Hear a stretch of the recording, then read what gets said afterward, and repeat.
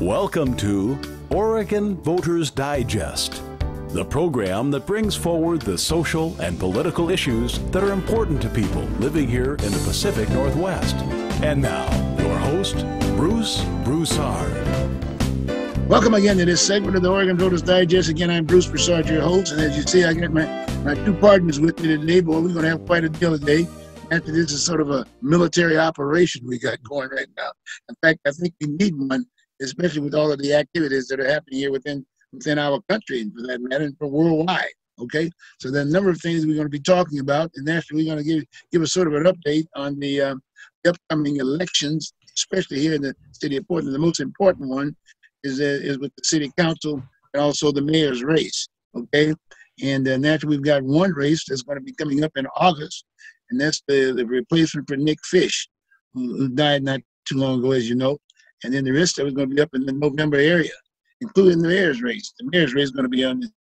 He did not achieve, if you will, a majority, the 50+1 vote to basically avoid a runoff. So that's going to happen also too.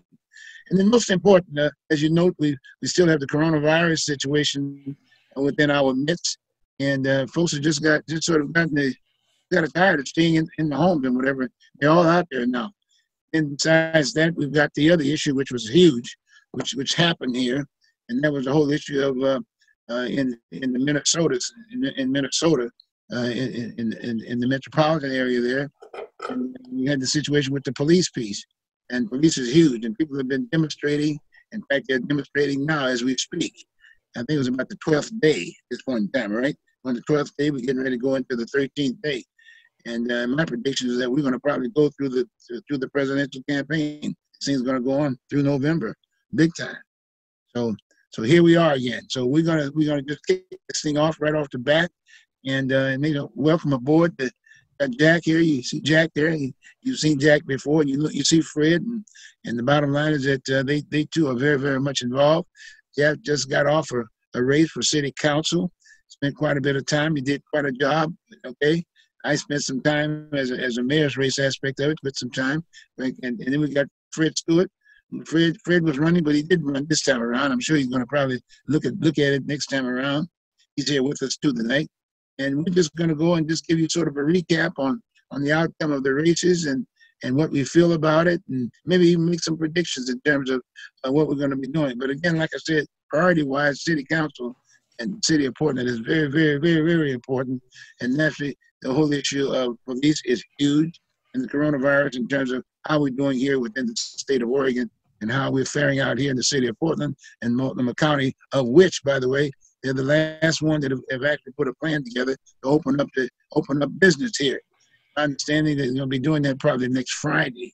Next Friday, they're supposed to be raring to go, if you will, and things will be opening up. And we'll probably talk about that too. So, gentlemen, welcome aboard. Welcome aboard. Steve, by the way, is in the back. He's basically handling all of the viewership and whatever, and making us all smile and staying to the point. And I like that. That's a great deal. So again, welcome aboard, Steve. Appreciate that. Okay. All right. So why don't we just start off then? We'll give Fred an opportunity. He's got the voice there for a moment. Go on, Fred. Why don't you just go on and start off with what you thought about first off, let's go with the priority. Let's go with the local election aspect of it with the city council and the mayor's race. Let's do the mayor's race first. Okay, let's just jump right on in there. Fred, why don't you go on? Go first. Well, the mayor's race is, important. It's the mayor's the identity, of Portland. And, this mayor is showing that he's not, I like Ted as a person, but I'm not sure if Ted's got the chops to lead the city where we want to go. And I definitely don't know if Sarah's there yet, but right now, the guy that's in the job isn't showing very much. These are the times when politicians and leaders, good ones, they step forward and try to find ways to bring people together instead of managing the riots, which pretty much is all he's doing right now. He's not doing anything. Like I posted on my Facebook the other day, I know we got the virus and all, but I would expect a mayor to do something to distract us from all the bitterness. maybe, you know, bring back the mayor's ball. You remember when Mayor Bud Clark was mayor? Oh, yes, and that every was year good. he would hold the mayor's ball. Mhm. And, you know, we got mayors around the country reaching out to their entertainment industry, mostly the musicians, and they're doing little, you know, vlogs, podcasts, what you will, Zoom meetings or whatever, trying to provide entertainment or trying to work with people to do short little documentaries about reminding people what brings people together, what binds everybody together, the history that binds everybody together in the cities. And while they're doing that, they're still doing their other job, which is managing these riots and listening to the public about how they feel. You know, I don't see Ted doing too many things right now to trying to bring people together, you know, in these times. And I think the reason why he's not doing it is for one or two reasons, or probably for both reasons. One, the people around him don't know what to suggest to him. Or two, he just doesn't want to do it. Okay, all right, sounds good. All right, Jack, what do you think? Well, the first thing I would say is that Mayor Wheeler has been conspicuously absent for meetings with groups across the city. Now is the time to be meeting with people, with all groups that are out there protesting, all those people that are expressing concerns and solidarity. Now is the time for him to step forward and to also express his solidarity for the situation and the horrible murder that occurred in Minneapolis and the travesties that have also happened across this country. Mm-hmm. We have the NFL, which has notoriously been very slow to react and actually blackballed someone like Colin Kaepernick because he tried to stand up to raise these concerns several years ago. And now the NFL, which has a very poor record, if we look at equality, I think there are only 2 or 3 coaches in the NFL that are color, men of color, and only 1 or 2 that are general managers that are color. And now Goodell is standing up and saying, we've got it wrong, and we've got to change, and we've got to do things better. That's what I'm seeing from rural leaders. I'm seeing people stand up across the nation, including former retired General Mathis, speak out and saying change has to happen.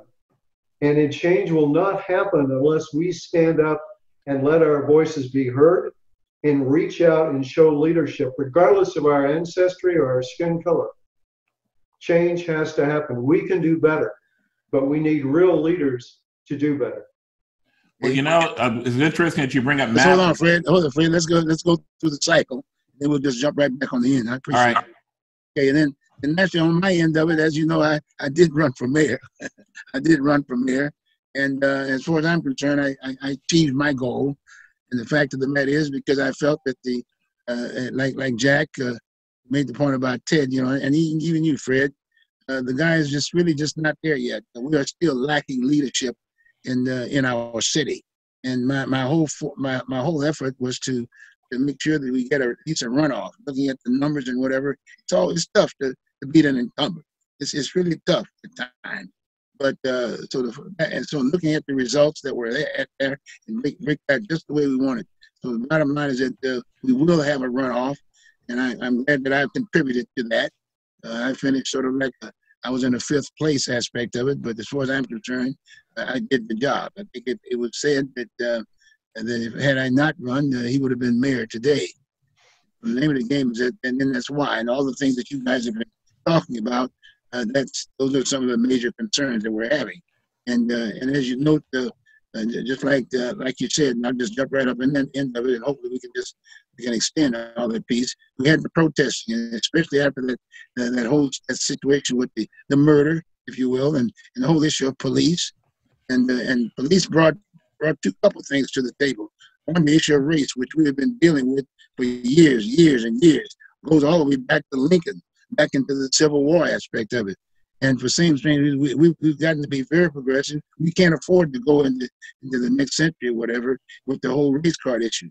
We've got everybody's got sort of sophisticated worldwide aspect of it, and we're still considered the lead.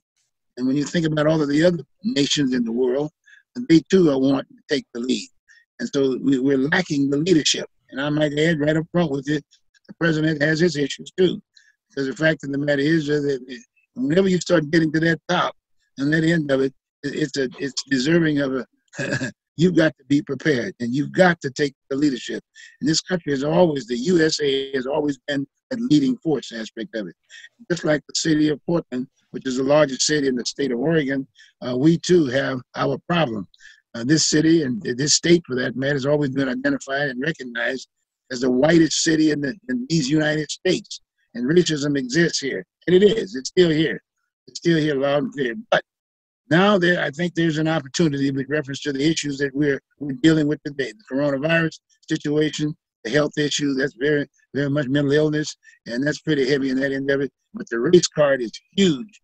Police is huge, and people are asking for change. They're looking for change, and so we're definitely looking for leadership.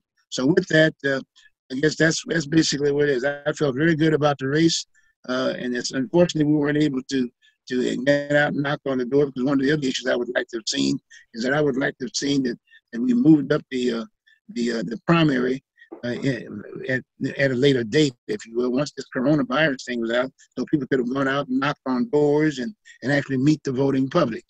And so consequently, the advantages in most cases were that of the incumbents, and they took advantage of that. And a lot of times, and not that many people voted, especially right off the bat. And you can imagine people are going to really be getting out come November to vote, and that's going to make a difference in the race. As you can notice that I noticed that you look at the numbers, and we got three runoffs. We got three runoffs. Yeah, we've got three runoffs right now. Three runoffs. We got one in the mayor's race. We've got one with the replacement of Nick Fish. We got that race, and we got Show You Daily, and that's historical in itself. And boy, I tell you, it's going to be interesting as far as the outcomes are concerned. And you've got, and I'm just throwing this out there. We just jump right up into that aspect of it, in the Fish race aspect of it. Fish race, we got Dan Ryan and Loretta Smith. Loretta Smith finished with a 18.8%, or 39,304 votes, and Dan Ryan with 16.6%, and that's at 34,693. And when you look at those folks and look at the folks that were kind of not too far behind, basically Julia DeGraw with 26,000 votes, Sam Chase at 23,000, Tara Hurst with 30,000 or 31,000, and Margot Black at 14,000. So you're looking quite a number of votes, and so these folks are going to be trying to campaign to get these folks to be supportive of their respective race, and that's going to be a very interesting race. That was a very huge turnout, Bruce. Very huge turnout aspect of it.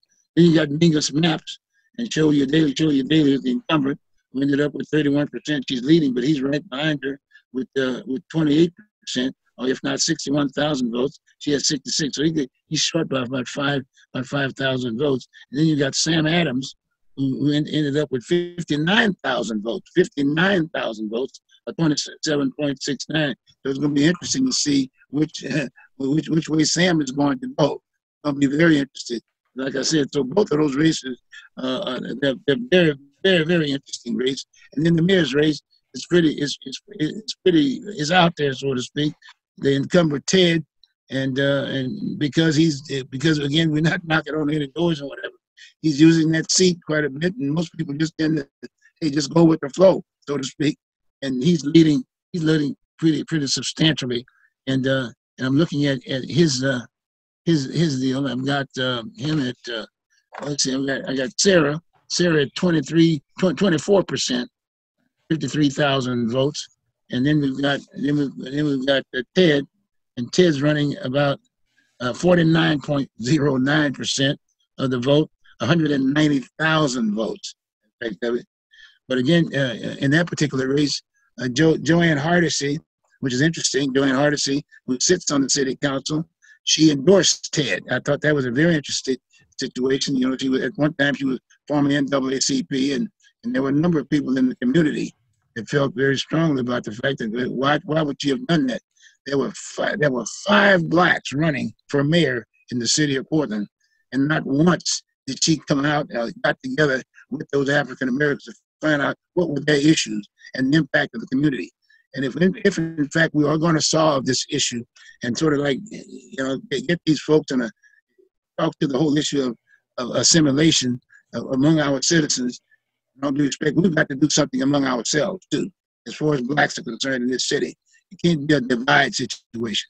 We should have had a better response, if you will, of knowledge to the public as a whole as to what were the concerns of African Americans today. Why would 5 people run for mayor of the city of Portland and not be given the opportunity to at least share what's on their mind, so the majority of voters can kind of sit and feel as if, hey, look, I want to participate. I too am just as concerned about this race card issue and be identified as a racist here in this city, and I want to know what the Jews are French, what Black Americans or Black Portlanders are thinking. So I think that was a very interesting piece, and I've asked her to come on the show. Unfortunately, she has not reached out. You're talking about who reached out? Loretta? No. I'm talking about the mayor's race. I'm talking about Joanne Hardesty. Oh, Joanne Hardesty? Yeah, Joanne's never gonna come on your show because you're a Republican. Is that right? Yeah, and Joanne. I mean, I like Joanne. I don't want you to take this negative, but you got to be, you got to be honest. Joanne's not from here. She has no roots here. She's a good person. She's moved here, but Joanne is a high on the hill Black woman. You know what I mean? What's on a high on the hill? High on the hill. You know what the Black people used to say? Once they get up in the house, they don't want to come out into the field anymore. Oh, the big house. Oh, okay. You know what I mean? That's Joanne. Now, you and I are. I mean, you didn't grow up here either, but you've been here 50 years. Hell, when you came here, Joanne and I were still in diapers. But I mean, who are you talking about? You're talking about when you moved to Portland. But I grew up here. No, I saw you at Button Boot Camp, and I had to do a job on you there for a minute. So when I look at Portland, I look at the people I grew up with. I look at family and friends and stuff like that, and I look at people I got to communicate with, no matter what side of the fence they're on, and no matter their background, because all of our backgrounds include Portland, if you know what I mean. But Joanne, unfortunately, she doesn't have that. You know what I mean? And you can tell when you're dealing with a politician who doesn't have a connection. I mean, they have a connection with issues. They have a connection with, hey, I'm a nice person and we like each other. But I mean, like I tell people, when Joanne dies, they're not burying her in Oregon. They're burying her probably in Maryland someplace. You know what I mean? When I die, I'm going to be I better be up in the Willamette Cemetery. And if I'm not at Willamette, no, you won't. What about that race card? You're gonna. What happened to that big house? What big house? The race card. I mean, we talking about race. I mean, we got a. No, what I'm trying to say is the connection, Bruce, to Portland. When I die, we all know I'm either going to be at Willamette Cemetery, or I'm going to be at Riverview. Joanne, I don't know the name of the graveyard, but whatever the name of the graveyard is, it's not in Oregon. It's not here. Wait a minute. Now, she's a veteran. You know what I mean? She doesn't have that connection to Oregon. Wait a minute, Fred. She is a veteran too now. Just don't kick her out of Willamette. She is a veteran. She's a Navy. No. She's going to be married. I'm not saying she's not a veteran. That you're going too far. I'm saying she's going to be buried in the military cemetery elsewhere. Okay. It's not going to be here. I'm going to be here. You're going to be here. Joanne's not going to be here. So, like I said, if she was a hometown girl, like I'm a hometown boy, right? She would want to talk with you simply because of who you are. You're a member of the Black community. You remember what Chris Rock said about Black people in one of his shows? He says, you know who are the most racist people against Black people? Black people. And Joanne's a perfect example. You're an elder. You've been doing this stuff, community building, before she even knew the Portland community existed. But you know what? Joanne's not going to sit down and talk to you. She's not going to sit down and respect you. Well, my friend, you didn't look at the election when she won that office. I mean, in fact, as far as I'm concerned, I'm taking the credit for carrying over because folks were challenging her. The fact Bruce, that doesn't cancel what I said. Listen to what I'm saying. She was on my show. Yeah. Because people were saying she was not a veteran. I had her to bring her DD 214 Yeah. And a diploma, and we had that discussion. And Bruce, she needed you to do that. She doesn't need you right now. She doesn't need other Negroes. Come. She don't need you. It's a Negro. You know what I'm talking about? I want to wait a minute. How did the Negro get it? Bruce, I was talking about Bruce, black folks. She's a black woman that gave you the Chicken George. You remember Chicken George and Roots? Oh yeah, giving you the Chicken George. All right. All right. You don't need you no more. Come on, Jack. Get on in here, Jack. Come on in here, Jack. Let me ask you gentlemen one question. If Vera Katz were here today, what would she be doing as mayor of Portland? Oh my God, Vera would be all over the place. Are you kidding me? Did you see what she did when 9/11 happened?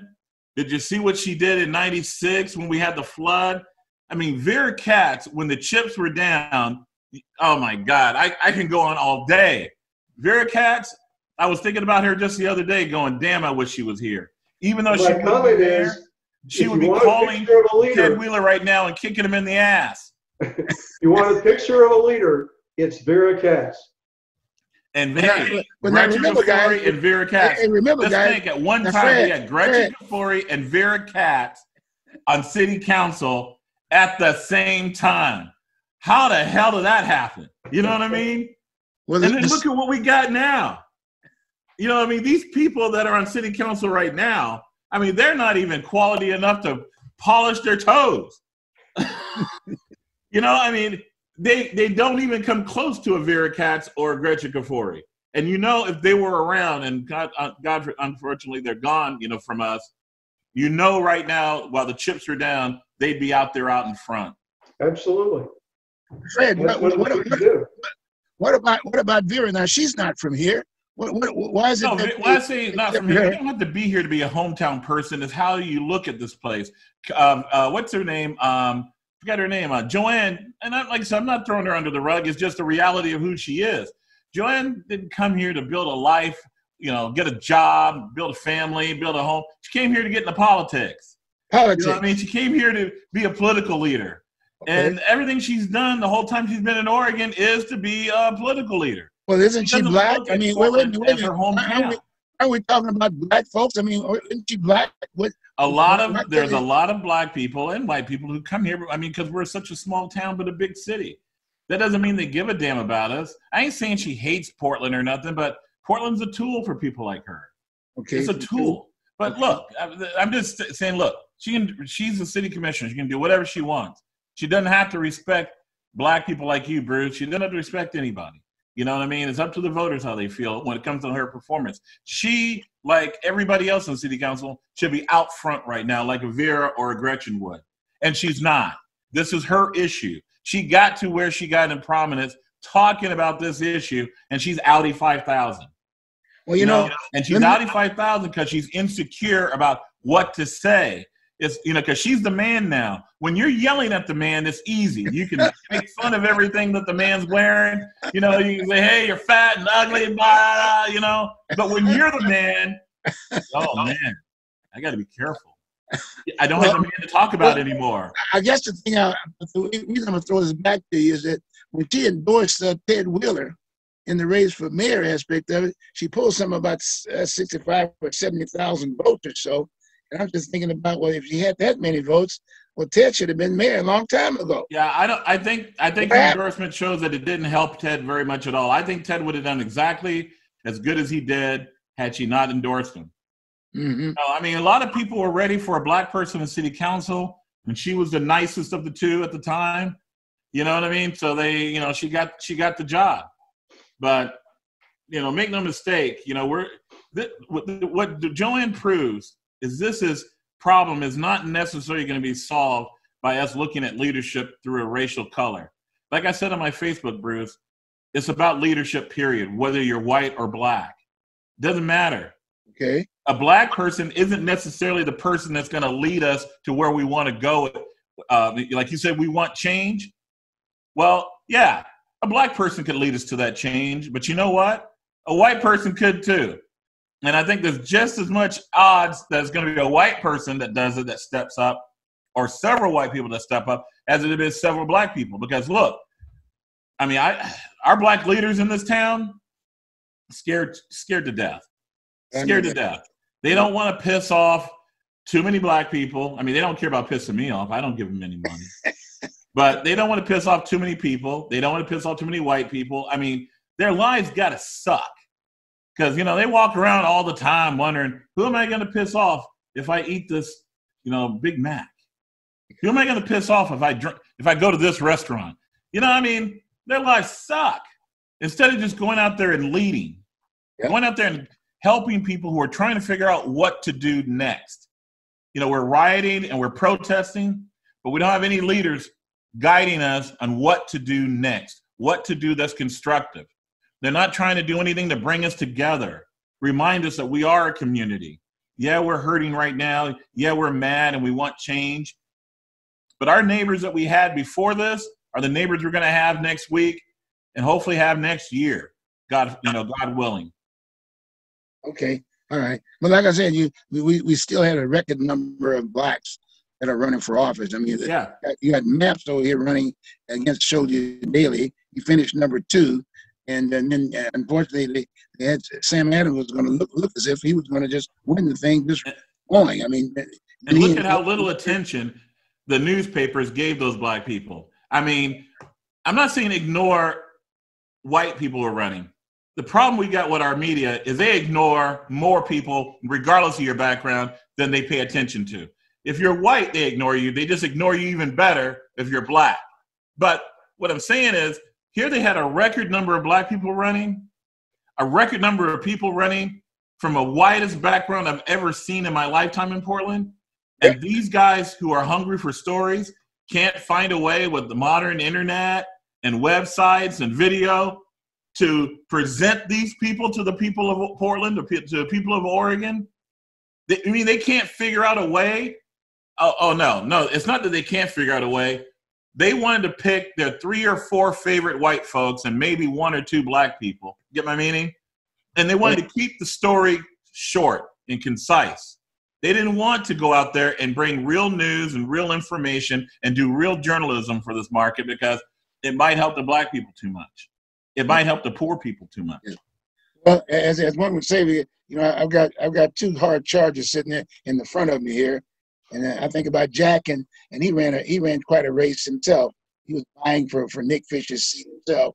Again, he's not from here, but when I start looking at his background compared to everybody else, I said, well, gee whiz, we need somebody with economics sitting on that board.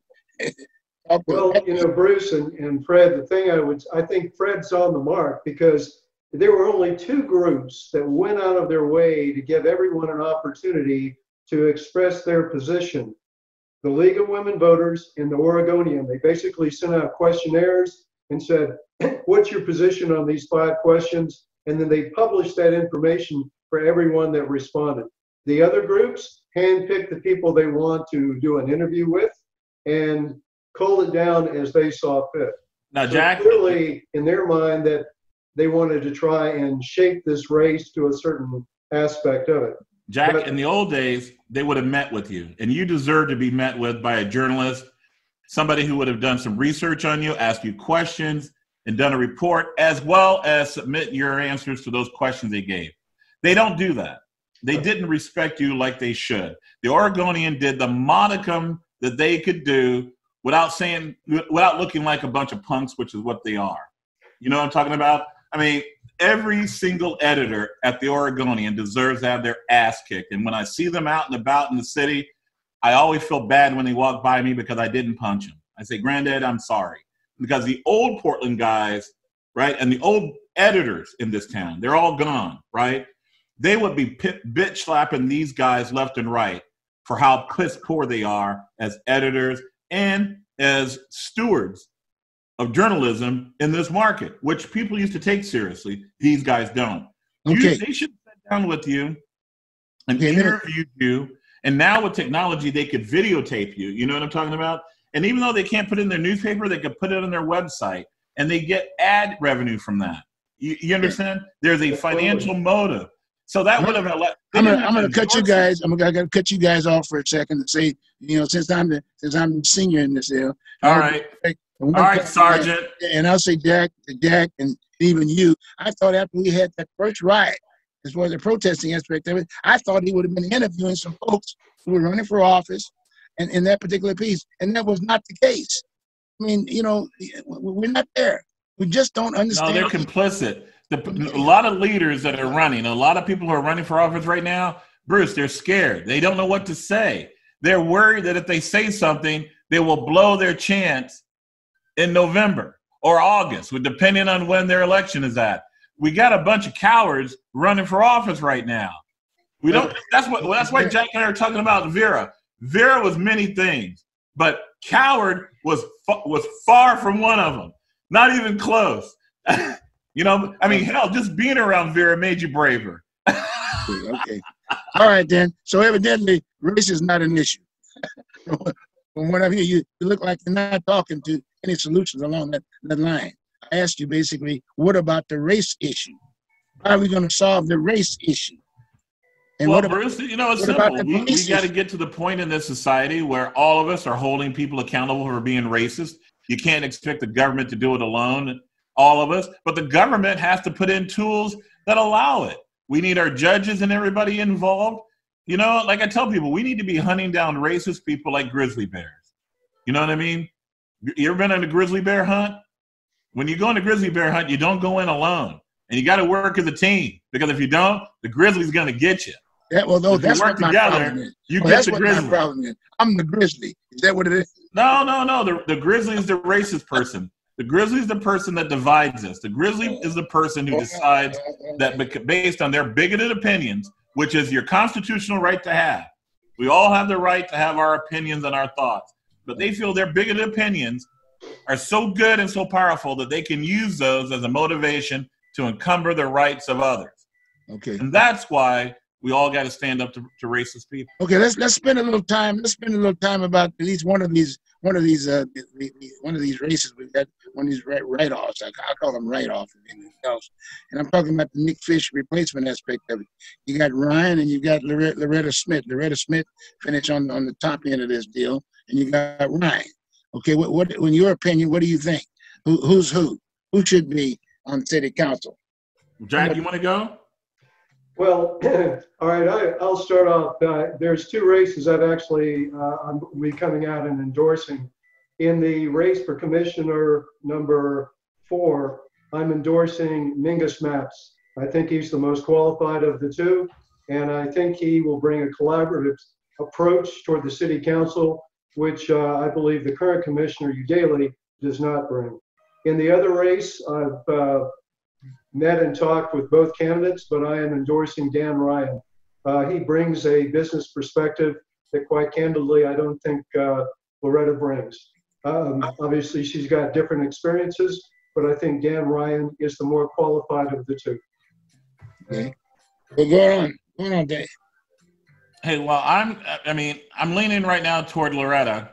I'm not going to make anything official until later this year, right before the election. But I mean, I've never met Dan. Dan's never called me. And to be honest, I've never called Dan either. So I don't know much about Dan at all, other than what I know. Everybody that I know that knows him, that's worked with him, they think very highly of him. You know, I know Loretta quite a bit. Loretta is kind of a Portlander. She was born here. Her family's from here, but she grew up elsewhere. And she came here to get into politics, like Joanne. But the thing is, Loretta's done a lot for the Black community. She's done a lot for the people of Portland. It's not huge. I mean, she's a classic example. But like this, I don't think anybody could have done more than her. You know what I mean? And that's just the way it is. She didn't do all that much, even though I'm sure Loretta would disagree. But Loretta had to put a lot of work into doing the little bit she was allowed to do. You know, she wasn't allowed to do very much, and she had to fight like the Dickens to get it.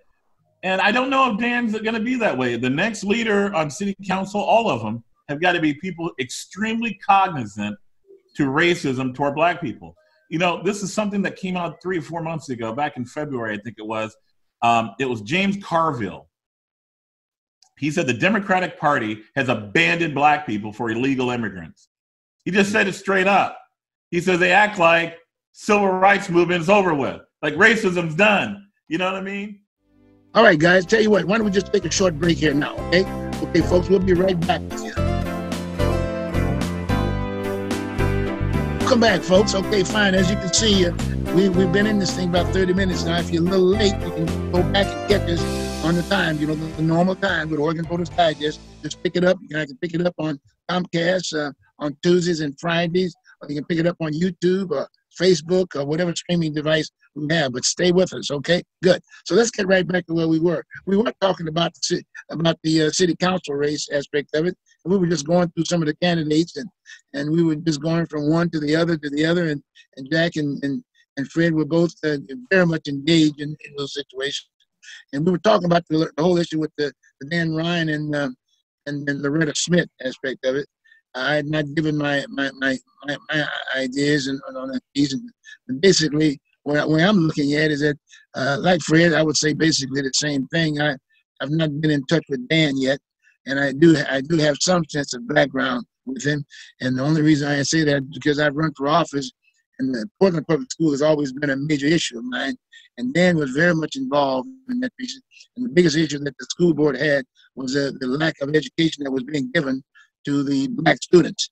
It was the highest failure rate in the state of Oregon, as far as the kids in Portland Public Schools. They were having some major problems.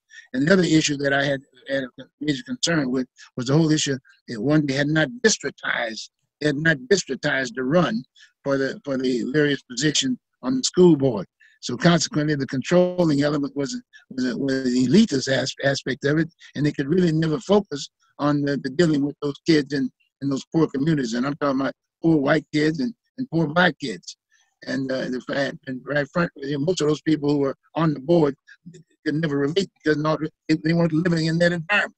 So they were not in touch. And in all due respect, Dan was part of that. In fact, that's how he grew up in politics, with that particular group. And as you know, we have a very strong gay community piece here in the state of Oregon. And Portland is very heavy too with the just right piece aspect of it. So I had some issues with Dan during that particular time. But you know, like Fred said, politics is politics. He was pretty well identified with that group, if you will, and still is. In all due respect, he still is. But the concern that I have from the standpoint of the city council is that we want the kind of leadership that each of these individuals identify specifically with an element that we are in need of if, in fact, we're going to develop our city and deal with some of these major issues. And so it's very, very important that the three races that are being run right now are individuals that hopefully will contribute, because it is a major change that we're going through. And so consequently, with the lacking of background of the mayor, Ed Wheeler, sure he's been around, but he's still OJT in my capacity. He's learning, but he's there. He had to have learned something. I mean, he's had two different offices, but again, but really not long enough to really understand what those offices were about. So getting back to the point that I was trying to bring up with reference to Loretta and Dan, both of these individuals are kind of in it. When you start thinking about Congress, you've got to have money. You know, you gotta bring the monies in, and so consequently, the only person that I know that really spent a lot of time with the money was Loretta, and because that's who she got hired by Senator Ron Wyden way back early. So she pretty well retired from Ron's office, and when she ran for the county, Ron basically supported her. But again, she had a direct contact with the whole issue of Congress, and she was always identified with the monies. And even when she was at the county, she brought back monies for the city as well as the county. She was the contact person for the county, and in some cases for the city. And so I guess my point is that, and I have interviewed her on my show and whatever, but the fact of it is, I was concerned about more than anything. I was really concerned about Dan. I mean, we've got to interview Dan, and I'm gonna try to touch bases with Jack a little bit on that piece, and see if we can get Dan to come on here. And Fred, you're gonna be a part of that deal too, because we need to interview Dan, because I'm saying in the right way until I actually throw my my hat in the ring. We got 3 months. Hey, Bruce, there's enough that needs to Just be wait a talked minute. about. Wait a minute. You can Wait do a minute. 2 or 3 interviews. Wait a minute. Just hold on for a minute. Give it a shot, everybody. I'm going to give everybody get this equal time. It's a very important race. And I want to make sure we give her a fair shot, like we had Dan. But the issues that I threw out on the table are very serious issues. And again, I want to make sure that Jack understood this, because he's kind of like new to the environment. He did spend his time knocking on the doors, but he was still in a political arena. You know, and like me, and whatever, we've got to get some very responsible people there. So that's what I'm going to say. I'm going to hold off on my piece until we can see. We're going to make an effort to really reach out to Dan, and I'm going to talk to Jack and talk to you a little bit too, Fred, about this piece, and see if we can get him on. Okay. With that being said, let's get right back down to some of the other major issue aspect of it. The police issue is a big issue. That's a big issue, you know, and that's most of that stuff has been led with reference to the protesting as a result of George Loth, who was killed, you know, by this one police officer, and that's huge. But as a result of that, and because of that video, that's an international issue. Everything's on the table, and we're having some major issues right now with police. I mean, people are attacking. It's going to get worse before it gets better. I'd like for us to discuss it from the standpoint: how do we develop a law enforcement definition of that position, as opposed to just cops and this, that, and the other, and robbers. They're law enforcement officers, and so they've got a job. And my point is that the union is very much involved with this process aspect of it, and they're not treated like just the average person if a person commits a crime. And so consequently, we got some issues with change. And Fred, I'm going to jump on you on this right off the bat, because you spent quite a bit of time with police, and you've been very pro-police in some cases, but in other cases you've been very fair, and from the standpoint of giving them a better shot. But the bottom line is that I'd like for you to start off with, from the standpoint of saying, what do we do, and what is this change going to look like for the city of Portland? Portland, the largest city in the state of Oregon, but we got issues right here with Portland Police and also the sheriff. We got issues with that. So I'll start off with you, Fred. The first thing is we're not going to be able to make any changes that are fruitful until we get the homeless off our streets. We can't be a law and order town, which is what I think people want, and we're letting people take dumps on our streets and piss on our streets, especially people who aren't from here. You know, most of the people who are on our streets right now, they moved here to be homeless. They're not from here. And if they are from here, they're probably sleeping in a car or something, or couch surfing on a family's, house or, couch or something like that. But we got an awful lot of people who come here because we're so permissive, and we got to cut that out. But after we get that squared away, we're going to have to decide how we want our law enforcement to look like, how we wanted to approach law enforcement. We may have to come up with a whole new approach. I read years ago how the Portland Police was created, and there was a great debate about whether or not we needed one. People thought the county was doing a good job with the county sheriff.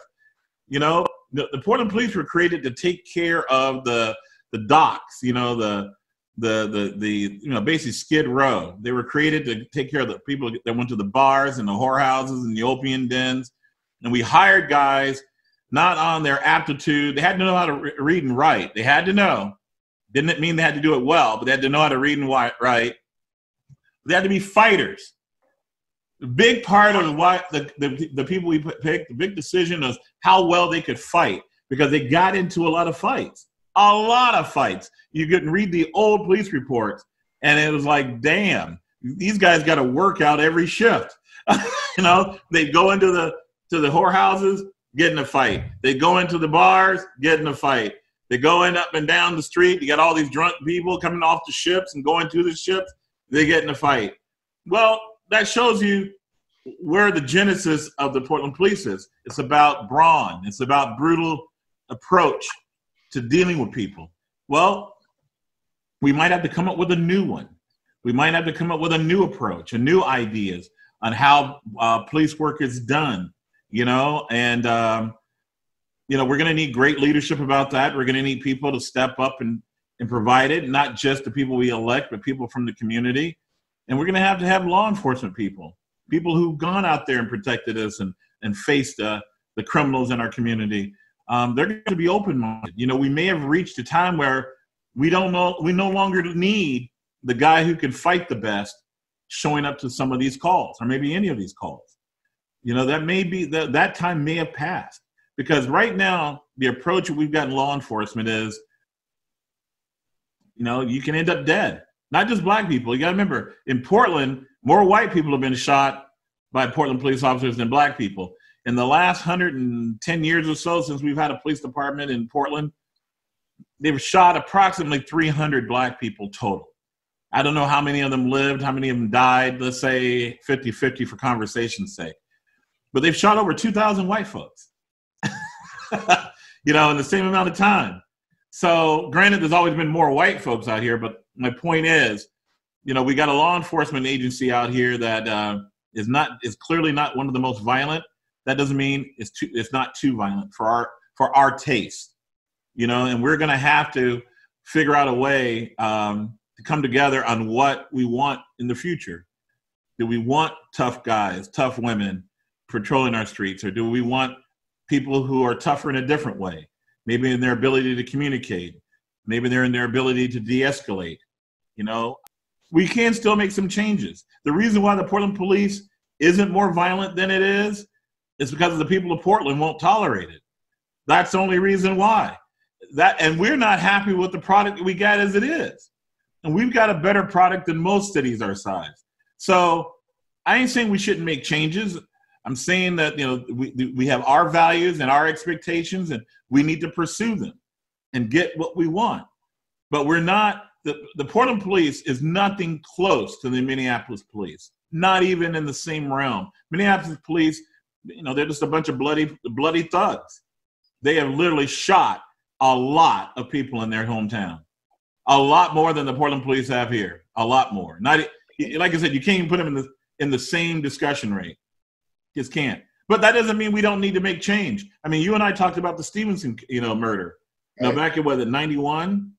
Mm-hmm. No, Portland police have been found time and time again to pull over black people more than white people on percentage. That hasn't affected black people. You know, if they're going to get more tickets than white people, that means white people's insurance isn't going up as fast as black people's. That means areas where black people live, all insurance is more expensive than where white people live. So just doing something like that, dealing with something like that, racism with the Portland police in that area has a massive impact, not just on the black people that they pull over, but every black person in that area, every black person in the city. That's why I tell people we can't tolerate racist people. They're too expensive. They're way too expensive. They cost us all. And, you know, everybody, say back when I grew up in Northeast Portland, everybody, black or white, paid more money for car insurance because the Portland police pulled black people over 5 times more than they pulled white people over back then. So everybody suffered from it. Even the racist white people that lived in the neighborhood. Call it a black tax. But I mean, you know, because they got black neighbors, they get to pay more for insurance because that police officer that they hired to protect us all has a proclivity to pull over black people more often than white people. You know, so that kindly police officer screws over not just that black person, but everybody in the room. And then they get a pension. You know, so no, I mean, we have to deal with it, Bruce, but we have to deal with it at our level. We are not Minneapolis, Minnesota, Bruce. All right, then. Not close to but we do have our problems. I'll tell you what, once we slow down a little bit, I'm going to let Jack come in because he's new to the business. You know, he was knocking on some doors and whatever, and I'd like to kind of get a feel, give him an opportunity to share what he got from his observation as far as Portland police is concerned and law enforcement. What do you think, Jack? Well, the first thing I would say on George Floyd, this is not the first time that a person of color has died at the hands of police. But this is the first time that I can recall that police in other cities have come out on social media and said, this is not right, this must stop. And these are black police, white police, Latino, Asian. So that's the first difference. The second thing is this has precipitated discussions across the country. What I find interesting, again, as a scientist, we look at analogs. is if you look at what Dallas has done, Dallas and the city council and the mayor had brought the judges together and the community together to start a dialogue on discussions of how do we, and also the police, of course, in this discussion about how do we do it better? How do we stop the racist approach that we have? How do we build better community relations? Not just with the police, but also the full legal system as well. So they have the judges, that's county, and the judges for the area that are trying the cases that are being brought to them by the police. So it has to have that type of discussion. So right now, the leadership to address the issue of racism and the prejudice that still exists in the minds and in obviously the actions of people across this country is being driven by the young people predominantly in Portland and not by the members of city council. Mm-hmm. And that to me is just not right. We need real leadership in the city council members that are there now and those that are running for office. So my challenge would be every person that is running for office must come out, should come out, and make a statement to say, this is not right, and we can do better. And more than just words, we need action. Okay. You're 100% right, Jack. You're 150% hold on, Fred. Hold on, Fred. Okay, so why don't we sort of couple that with media? And, you know, because they play a major role. And as you can see from the national news and aspect of it, you got CNN and the Foxes and whatever. Everyone is glued there, and they've got their own personal situation. And it's back and forth, and we're caught right in the middle. And it's really stressing out our country right now. I mean, at this point in time, we don't even have a president. And that's how bad it is. Now let's talk about protesting. That's the other major issue. Why is it that we've allowed, if you will, our living room in the city of Portland is downtown Portland? Why should there be a constant protesting in downtown Portland? And we all know what has been happening as far as the young people. We've had young people in that area for years. I can still remember Tom Potter, and I can see Vera Katz. They always had an agenda for the kids that were downtown. In essence, homeless kind of kids. And you couple those up with those kids from Portland State, and there you go. And they're there constantly every day. Every time there's any kind of demonstration or talk of demonstration, these kids will say, what about my lane? Why don't you come downtown so I can do my thing? And the city is not, and the downtown is not as large as we think it is. It's just a few blocks. I mean, you just cut off one block on one end of the city, one block and the other block, and you got them all right there. And, you know, why is it that that's constantly been allowed? Again, it goes right back to you saying we need that leadership. But we need people who have the background enough to understand what needs to be done. You got me? You know, you got to understand, I came here as a Marine recruiter, so I was on the street looking for bodies. And I got to know who those kids were because I was stationed downtown at the old Pioneer Post Office. I knew them and I could see them. And I got a lot of those kids. Some of them I got to get in the Marine Corps. And they came back productive citizens. Well, my point is that why can't we do something like that? But again, you have to have knowledge of the turf. And I guess that's the problem that I'm concerned with. The fact of the matter is we got a downtown aspect of it. And we all know that the kids, that's their thing. These are kids that are homeless and they're going to school, nothing else to do on weekends and whatever. And there it is. Okay? So I'm throwing that out to you from the standpoint. Maybe you guys have some ideas. We got about another about 4 minutes or whatever. Fred, why don't you go down and give us a couple minutes? Downtown. Like I said before. Protesting, on protesting. Yeah. Like I said, the reason why there's protest is people want to do something, but they don't know what to do. Right. And they want to do something. They don't want to just sit on their hands and twiddle their toes and try to, you know, think about what could be. They want to go out and do something. They want to express their frustration. And, you know, normally we would have a leader around. In Portland history, we've had leaders around, at least in the last 30 or 40 years, that would use this energy to move Portland forward. But we don't have people like that right now. They don't know what to do. They're too scared. It's election year. You know, Ted's too scared. He doesn't want, he doesn't want to piss anybody off. You know, he wants to be mayor again. Excuse me. And what do you call it, is running against him. Sarah's, she's Andy Fodda. And it's not cool right now to walk around and say, I am Antifada, like she does, in the past. It's not very cool right now. Not everybody's happy with Antifada. And we got to think, do we want somebody who's closely aligned to Antifada on city council, let alone mayor? Antifa? They use the word Antifa too. Well, Antifa, whatever. All right. I don't particularly have a huge amount of respect for them, but what I'm getting to is we got to decide, do we want somebody from Antifa on city council? Do we want them in charge of our police, our budget? Get my meaning?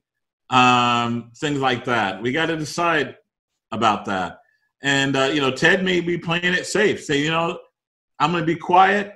I think at the end of the day, nobody wants Antifa around. So this is my race to lose. No need for me to show up tomorrow at work showing any real leadership. Okay, I got about 3 minutes. Let's give Jack a couple minutes on this. Yep. Go on, Jack, real quick. Thanks, Fred. Go on, Jack, real quick. Well, I'm old enough to remember the civil rights demonstrations and the marches that we had. And growing up in Tulsa, going down to places like Selma, Alabama, and Biloxi, Mississippi. And I can tell you there was always organization. And most of them were led by the NAACP. They were extremely well organized. We were all well trained. We knew what to do and what not to do. And there was a message, and the message was consistent. And it was a constructive message. There was no violence, absolutely no violence. We wanted to be model citizens. We wanted to do nothing to distract from the message. But that's because we had good leaders, okay? And what we need are good leaders that can channel these people together that want to do something. Okay, well, let's help them do something constructive. Let's bring the people together. Let's find a large area that we can meet together and have different speakers and have it coordinated and have this thing in a way that we have ways to express their opinion and collaboration with a broad range of perspectives across this city, okay? Let's not provide an opportunity for a bunch of people to sort of splinter off and decide, well, I'm angry, so I'm going to burn a car or to throw a brick through a window, okay? A very small number. But those few, very, very few people that do that distracts from the message. It takes away from the message. Good leaders emphasize, stay on the message, stay on point. We need to get this message of positive change communicated to not just the people of Portland, but the people of this country. We have an opportunity to be real leaders, not just for the city, not just for the state, but for our great country. Thanks very much, Jack. I tell you what, I got about 1 minute, if you will, so we're going to close this piece up, and we're going to come back and spend some more time on this, because this is a major issue. A lot of things are happening still right now, and that may be a part of our discussion next time around. And as I indicated before, we've got until August, if you will, to deal with one particular race, and that's with the Dan Ryan and Loretta Smith race. And we're going to try to hopefully get those people on one way or the other to get together with us, because that's a very important piece. And the other piece that I was talking about, we could have spent a little bit more time on the protesting aspect of it. There's one guy that, as far as I'm concerned, was sitting in the mayor's seat at one point in time that had sort of a solution, and it was working real well. And I was talking about former Mayor Bud Clark. Remember Bud Clark from the Goose? Bud had a deal where he invited all of the bands and whatever, and he had the big deal down at the mayor's ball. The mayor's ball, and he had something going, and those kids had a good time there. Said another was well contained, and there was never a problem with the demonstration piece. You get tired just sitting up there having a ball, okay? And at times smoking pot or whatever's necessary. But the fact of the matter is they were contained and they had something to do. So we're going to spend a little bit more time with that and kind of give the viewing audience an opportunity to understand what that was all about and what was actually contained in it. Okay, so with that, guys, it's been great. I appreciate your comments. I'm sure that the viewing audience has felt really good about that, and they know exactly who to vote for if they don't know. So with that, we're going to take a short break until next Sunday. We'll be back with you, and we'll continue where we left off. Have a good one. Enjoy your weekend. Take care. Bye.